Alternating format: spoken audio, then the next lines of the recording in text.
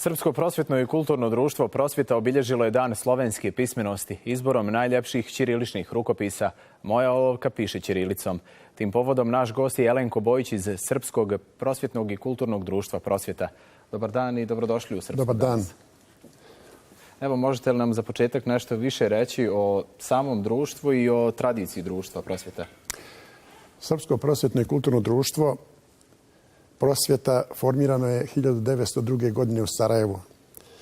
Formirano u jeku borbe Srba za crkveno-školsku autonomiju koja je trajala punih 9 godina, a vodili su je učeni Srbi toga doba koji su se vraćali sa studija, mladi Srbi, potpomognuti bogatim Srbima, trgovcima koji su bili donatori, legatori. Ako vam kažem samo da je u osnivanju i aktivni u društvu bili i Aleksa Šantić, i Jovan Dučić, i Petar Kočić, i Vasilj Grđić, i Stjepan Grđić, i braća Ćorović, i Svetozar, i Vladimir, i Pero Slijepčević, i mnogi drugi. Znači sve umno i pametno i bogato toga doba kao jedan su se udružili i formirali Prosvjetu koja je imala osnovni zadatak da čuva vjeru, jezik i pismo srpskog naroda. Posebno jezik i pismo. Kad god su nastala teška vremena po Srbe, Prosvjeta je zabranjivana. 1914. 1941. 1949. godine sama sebe ukida jer tadašnje vlasti kažu da je nacionalno pitanje definitivno riješeno na Balkanu i nema potrebe da društva posjeduju nacionalni predznak. A Banja Luka je u svjetskim razmjerama postala poznata upravo po velikom banjalučkom veleizdajničkom procesu koji je vođen u Banja Luci 1915. i 16. Na čelu optuženih nalazio se generalni sekretar Prosvjete Vasilj Grđić, koji je sa još 15-oricom osuđen na smrt, pomilovanje, Alfons i tako dalje. Ovo je vrlo važno znati da je Prosvjeta svojom aktivnošću stala u red odmah iza Pravoslavne crkve i Matice Srpske kao treća asocijacija koja je štitila, čuvala i sačuvala srpski narod s ovu stranu Drine. U kakvom je položaju Prosvjeta danas? Danas je Prosvjeta ima iste zadatke kao što je imala i tada, da čuva jezik i pismo. Iako bez ikakvog razloga jezik i pismo su na izvestan način ugroženi. Mali narodi kroz globalizaciju i informatička sredstva jednostavno gube trku sa velikim jezicima, a ne samo zbog toga, već i zbog samog nekog pomodarstva, a posebno treba naglasiti to da naše nacionalno pismo ćirilica je posebno zapostavljena, nažalost, i od samih nas. Da, ali evo, imamo najljepši ćirilični rukopisi. To je izdanje Prosvjete. Tu su učestvovali i osnovci, i srednjoškolci, i odrasli. Koliko se evo ovakvim akcijama može zaštititi ćirilica? Mi smo osmislili jedan projekat koji smo nazvali ovako malo poetično Moja olovka piše ćirilicom, s namjerom da se ponekad vratimo školama, vratimo učenicima i svim odraslim da na neki način pišemo ćirilicom. Mi smo ovaj 24. maj, Dan slovenske pismenosti, odnosno Svetog Ćirila i Metodija, htjeli na izvestan način da posebno obilježimo zbog značaja ovih svetitelja u slovenskoj pismenosti i zbog 1100. godišnjice hirotonisanja Svetog Ćirila kad je dobio monaško ime Ćiril, Konstantina, i upokojio se nakon 50 dana kada je Metodije hirotonisan za arhijepiskopa Sirmijumskom Sremska Mitrovica. To je znači doba kada su oni krenuli u moravsku misiju i kada su uspjeli izdejstvovati da se kao četvrti jezik u bogosluženju uvede slovenski jezik. Do tada je bogosluženje bilo samo na jevrejskom, grčkom i latinskom, a četvrti jezik je slovenski jezik.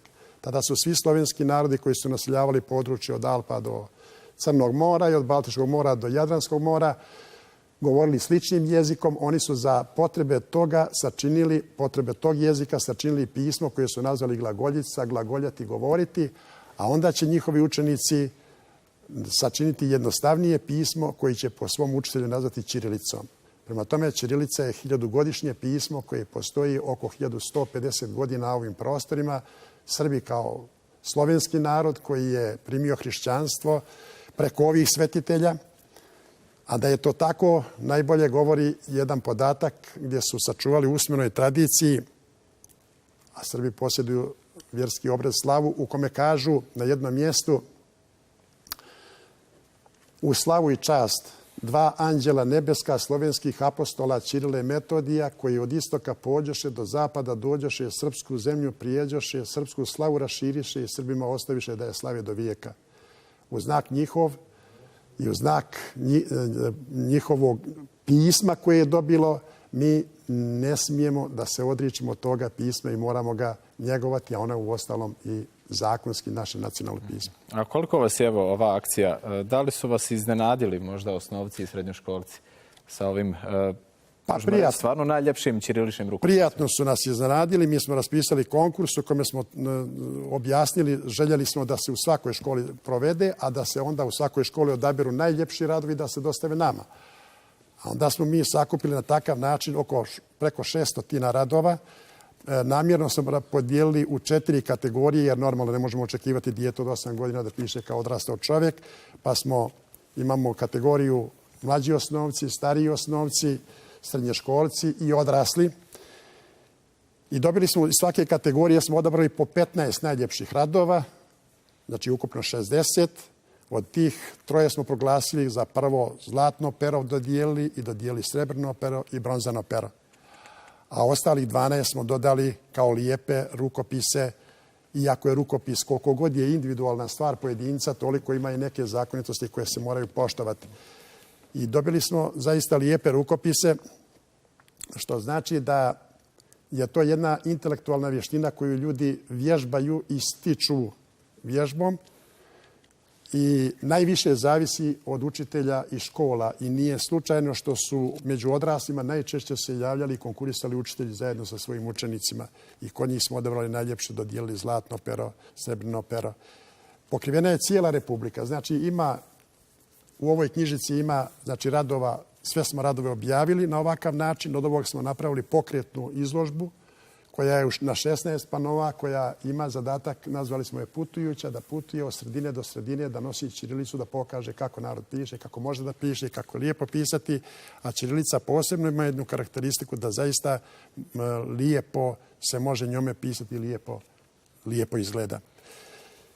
Recite mi koliko je važno da se na fakultetima u Republici Srpskoj uvede srpski jezik kao obavezan predmet?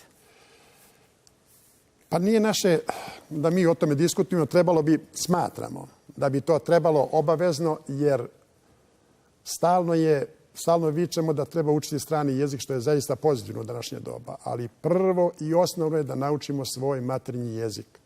I to ne samo nastavnici srpskog jezika, već svi nastavnici koji ulaze u škole i sva sredstva informisanja treba da govore tačno, tečno, pravilno i da čuvamo jezik, jer ako ga ne budemo čuvali, zna se šta će se desiti. A koliko je važno da Srbi koriste ćirilicu kao identitetsko obilježje? Jer evo vidimo da je sve manje i manje zastupljeno, što u medijima, što u pisanoj komunikaciji. Uočava se taj problem, zato su nedavno Ministarstvo Republike Srpske i Republike Srbije potpisali povelju o kulturnom srpskom prostoru, gdje je posebno istaknuto značaj jezika i pisma, a onda je i u Banja Luci održan forum o ćirilici, gdje se naglasilo da je ćirilica zaista ugrožena od nas samih, jer rijetko je naći firmu, naći neki oglas, naći na ćirilici, što nijukom slučaju nas je prijatno iznenadilo nedavno kad smo se obratili jednoj pekarskoj radnji Krajina Klas, manja, poznatije ovdje, gdje se zaista reklama na ćirilici, gdje su svi podaci na ćirilici i mi smo dali sva svoja izdanja, poklonili im javno istakli, naglasili, poklonili im isto tako jednu zahvalnicu za to što su se odazvali na takav način, jer su nas zaista prijatno iznenadili i količinom programa i kvalitetom programa, tako da su ta djeca koja su došla iz Trebinja i iz Novog Grada na neki način mogla da se posluže poslije te naše priredbe manifestacije, koja je bila, i to da kažem, manifestacija je zaista bila neočekivano lijepa. Ako vam samo kažem, 75 smo trebali da podijelimo priznanja, nisu to neka priznanja knjiga, da je 75 puta aplauz bio istog intenziteta, što znači da su zaista sa srcem došli da prisustvuju toj aktivnosti.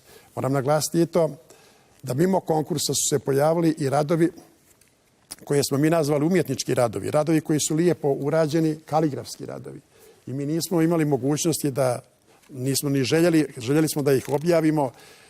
Javila se škola iz Pala, Mokro sa Pala, iz Potkozarja, srednja škola iz Foče i srednja škola iz Doba i medicinska škola sa kaligrafskim radovima. Zaista da na neki način i tim oblikom i tim putem pokažemo kako je ćirilica lijepa i kako je treba njegovati. Jeste, ove umjetnički radovi stvarno lijepo izgledaju i evo i naši gledalci imaju priliku da vide makar dio toga.